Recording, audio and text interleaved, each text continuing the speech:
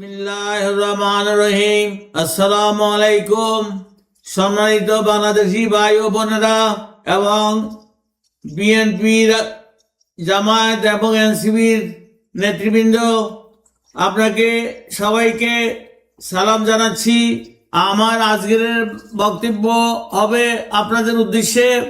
আমি আপনাদেরকে সবিনয় অনুরোধ জানাবো যে আমাদের দেশের নেতৃত্ব দেওয়ার মতো যোগ্য, শিক্ষিত, আন্তর্জাতিকভাবে স্বীকৃত একজন নোবেল বিজয়ীকে আমাদের দেশের প্রধানমন্ত্রী করুন। আমাদের দেশের উন্নতির জন্য বিশ্ব ব্যাংক, ওয়ার্ল্ড ব্যাংক, আমেরিকা এবং ইউর সাথে ব্যবসায়িক লেনদেন ও টাকা পয়সা আমদানির জন্য আমার মনে হয় প্রফেসর ডক্টর মোহাম্মদ ইউনূসের বিকল্প কেউ নাই। উনি নোবেল বিজয়ী, উনি যেখানে যান ওখানে সম্মানিত হন। এইরকম দ্বিতীয় ব্যক্তি বর্তমানে বাংলাদেশে নাই। তাই আমি আপনাদেরকে বলতেছি যে আপনারা যারা ইলেকশনে জিতেন এবং পার্লামেন্টে যান, অসুবিধা নাই, কিন্তু একজন প্রকৃত, শিক্ষিত, অভিজ্ঞ এবং আন্তর্জাতিকভাবে স্বীকৃত একজন ব্যক্তিকে আপনারা প্রাইম মিনিস্টার করেন। আপনারা ওনার সহকারী থাকতে পারেন, কোনো অসুবিধা নাই। ওনার থেকে শিখবেন, জানবেন, বুঝবেন। ওনার বয়স 86, ওনার চেয়ে বয়োজ্যেষ্ঠ কেউই নাই এখন বাংলাদেশে নেতৃত্ব দেওয়ার মতো। দেখেন, আমি ঢাকা বিশ্ববিদ্যালয় থেকে পাশ করেছি 50 বছর আগে, কিন্তু আমি তো আর বাংলাদেশের রাজনীতিতে নাই। তাই আমি বলতেছি আমার অভিজ্ঞতা থেকে, বাস্তব অভিজ্ঞতা বলতেছি যে আপনাদেরকে সবিনয় অনুরোধ করছি, ভাই সাহেবেরা, আপনাদের ব্যক্তিগত বা পার্টির স্বার্থ চিন্তা না করে দেশের চিন্তা করে আপনারা আমাদের নোবেল বিজয়ী ডক্টর ইউনূসকে প্রধানমন্ত্রী করবেন। এর বিকল্প হইতে পারে না, কেউ নাই। তারেক জিয়াকে প্রধানমন্ত্রী করলে বিশ্বব্যাপী গ্রহণযোগ্যতা হবে না। আমেরিকায় অলরেডি তার প্রতি একটা বিরূপ ভাব আছে। তদুপরি আমাদের জামাতের আমির শফিকুর রহমান, উনিও আন্তর্জাতিকভাবে এত গ্রহণযোগ্যতা পাবে না। তৃতীয় কে আছে আমি জানি না। তবে এই দুইজনের মধ্যে আপনারা হয়তো রেষারেষি করবেন যে ওনাকে শফিকুর রহমানের করুন প্রাইম মিনিস্টার অথবা তারেক জিয়াকে। দেখেন, দেশের স্বার্থে, দেশের মধ্যে জনগণ আছে। দেশের উপকৃত হলেও জনগণের উপকৃত হবে। আমরা টাকা পাবো প্রজেক্ট করার জন্য। ইভেন চায়না আমাদের যে তিস্তা ব্যারেজ করার জন্য রাজি হয়েছেন এবং তিস্তা নদীও খনন করার জন্য তারা রাজি হয়েছে, টাকা দেবে। তাই আমি ভাই সাহেবকে আপনাদেরকে অনুরোধ জানাচ্ছি, আমরা যদি যুক্তরাষ্ট্র এবং ইউর সাপোর্ট পেতে চাই, তাহলে ডক্টর প্রফেসর মোহাম্মদ ইউনূসের বিকল্প কেউ নাই, নাই, নাই, নাই, নাই। আমি আপনাদেরকে অনুরোধ জানাচ্ছি, ওনাকে যদি আপনারা প্রধানমন্ত্রী করেন তাহলে আমাদের দেশের উপকার হবে।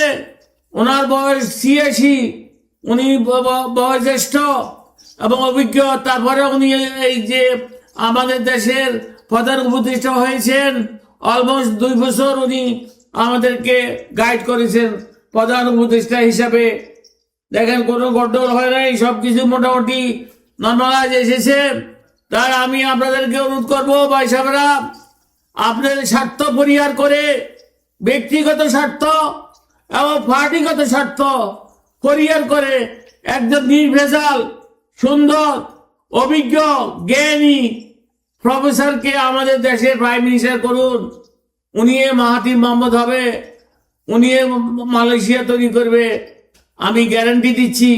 তাই আমি আপনাদের কাছে, রাজনৈতিক নেতৃবৃন্দের কাছে অনুরোধ রাখবো, বিনয়ের অনুরোধ রাখবো যে আপনারা বিকল্প কোনো চিন্তা না করে, পার্টিগত চিন্তা না করে দেশের স্বার্থে একজন উপযুক্ত প্রাইম মিনিস্টার আপনারা নিযুক্ত করুন।